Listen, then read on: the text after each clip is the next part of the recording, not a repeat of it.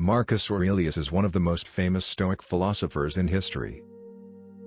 He ruled as Roman emperor from 161 to 180, and was the last ruler of the dynasty later called the Five Good Emperors. Despite occupying one of the highest positions of power in the world of his time, he dedicated his life to fairness and justice. An admirable fact considering that they had at their disposal the possibility of satisfying all their desires and temptations without encountering opposition. During his reign marked by multiple wars, Marcus Aurelius found time to write a series of autobiographical texts, called Meditations. Today considered one of the most influential texts in Stoic philosophy. In these meditations, Aurelius offers advice for self-improvement, emphasizing the adoption of a cosmic perspective, and the critical analysis of our judgments, both about ourselves and others. Thus, he used his own version of Stoicism to eliminate stress and become the most reliable and efficient leader he could be. If this is your first time on my channel, I invite you to subscribe and like the video, so that I can continue to produce content like this. Stoicism is a very ancient and influential philosophy that goes beyond being a simple theory. It proposes a deeply inspiring way of thinking and living. For the Stoics, to act correctly is the basis for achieving happiness.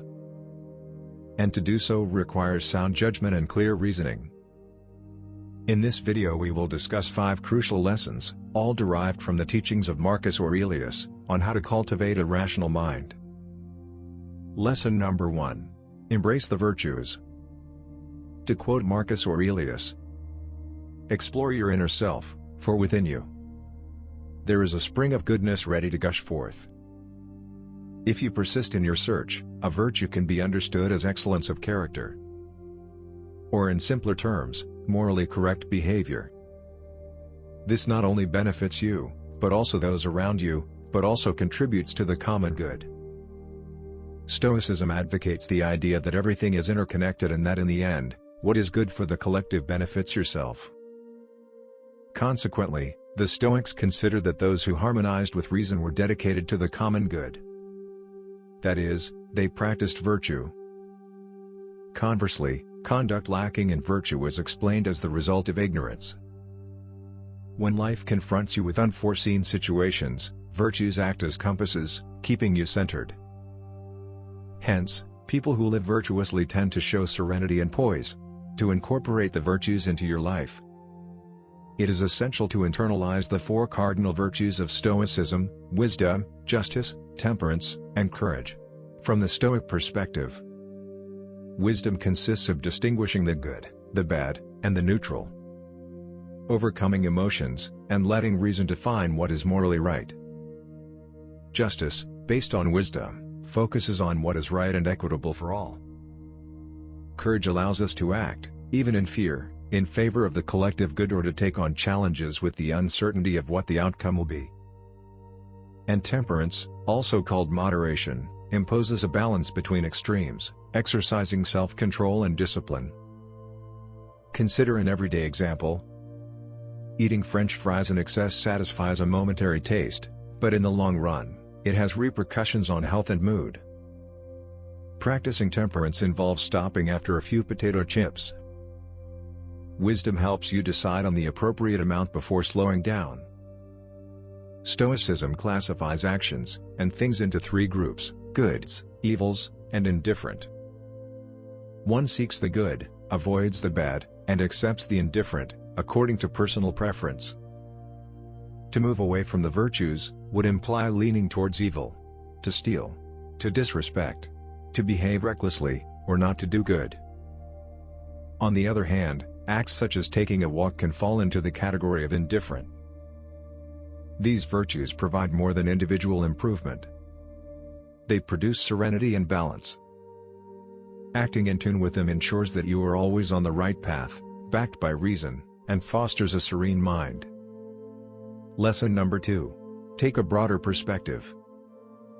As Marcus Aurelius writes in quoting Plato, "When you want to talk about people, adopt a panoramic view, and see everything at once." This kind of global vision is fundamental to achieve mental lucidity. Often we get caught up in daily problems and setbacks, leading us to assume that we carry all the weight of the world. But a slight change of position, or a small distance is enough to discover another reality. Realizing how limited our experiences are in comparison to the vastness of the universe helps us to understand that our personal perspectives and experiences are neither unique nor absolute. Sometimes it is necessary to stop and ask, what am I missing or not fully understanding? Then we understand that our experiences do not constitute the totality of reality. Let's take an example. If you are faced with the choice of keeping your current job or opting for a better paying job, it may seem like an overwhelming decision. However, mentally stepping away from these two options leads you to discover other possibilities, such as exploring a different career path or starting a side project. Many times, we miss opportunities because we focus our attention only on the immediate dilemma. Taking a step back not only helps us to choose priorities, but also to form less biased opinions and judgments. It involves overcoming prejudices and honestly wanting to look at the big picture. For example, someone may believe that littering is inconsequential, but if he or she examines the repercussions on a larger scale, he or she realizes that such an action, repeated by many, seriously damages the environment. The awareness of universal interconnectedness that the Stoics proclaimed, points out that improving the world on a larger scale is also beneficial to oneself. In times of crucial decisions or setbacks, it pays to ask deep questions, either on the spot or afterwards, perhaps during a walk or by writing in a journal, something that Marcus Aurelius recommended. When we broaden our focus, we perceive the magnitude of our actions, and eliminate superfluous limits, prejudices, or fears. Seeing the world from this panoramic viewpoint increases our freedom and wisdom, as Aurelio also advocated. Lesson number 3. Practice the duality of control. Marcus Aurelius wrote, "Your power lies in your mind, not in external facts." Understand this, and you will find strength. The duality of control distinguishes what we can control from what we cannot. For example, you don't control the weather, or the traffic, or what others think about you, but you do control how you dress, what time you leave the house, and who you associate with. So, every time you feel affected by something, ask yourself, what can I control? If the answer involves something within your reach, it's time to act. If not, you have to accept reality and not allow it to throw you off balance. An important component of the duality of control is amor fati, or love of destiny.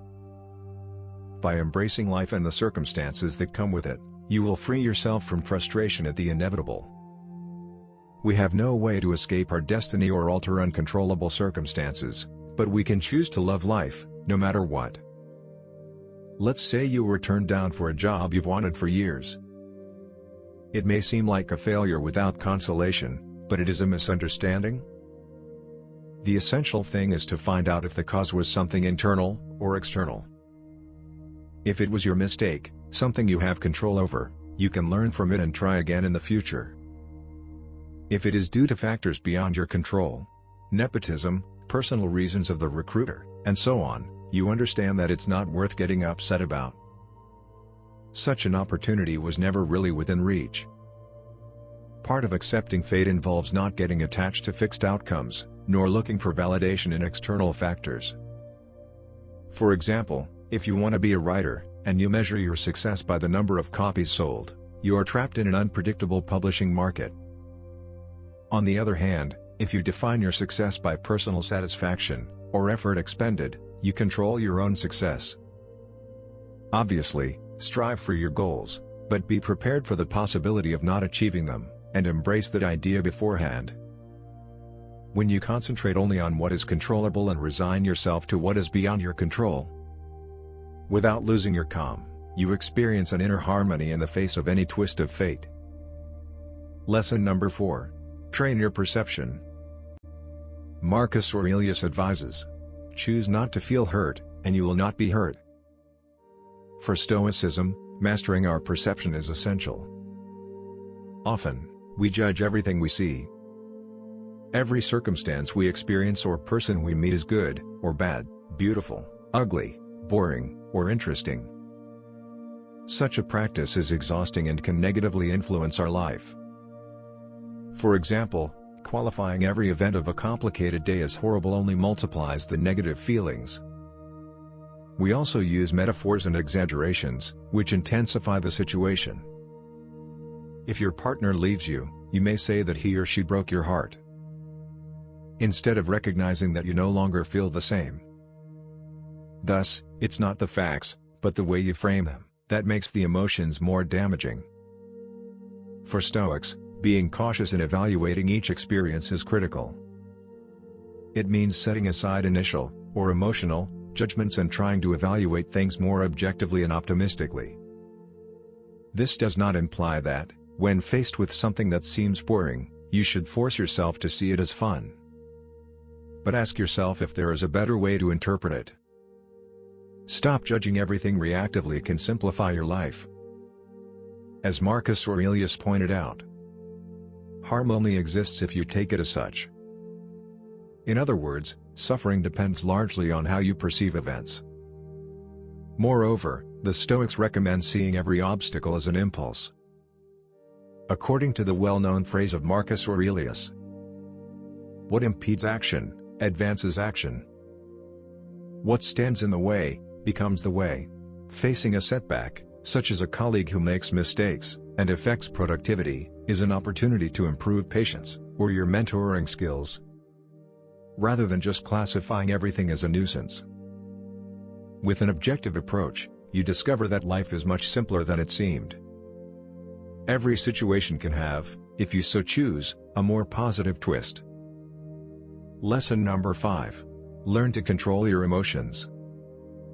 Marcus Aurelius tells us that we must not let emotions override reason.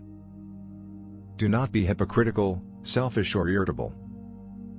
When we act guided by intense emotions, there is often a stark contrast to acting rationally. Nothing clouds logic more than one's emotions. If you want to keep a clear mind, you have to control your emotional reactions. According to Aurelius, anger does us more harm than good. To control emotions does not mean to repress them, but to direct them. Hiding your anger, or pretending it does not exist, will not eliminate it instead. When you notice anger, analyze what you want to do with it, and if it will be useful. You may feel like yelling at the person who hurt you, but what would you gain? Perhaps talking slowly with that person, expressing what you feel, and listening to their position may be more constructive.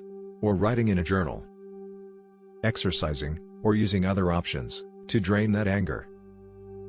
The same goes for fear, or anxiety.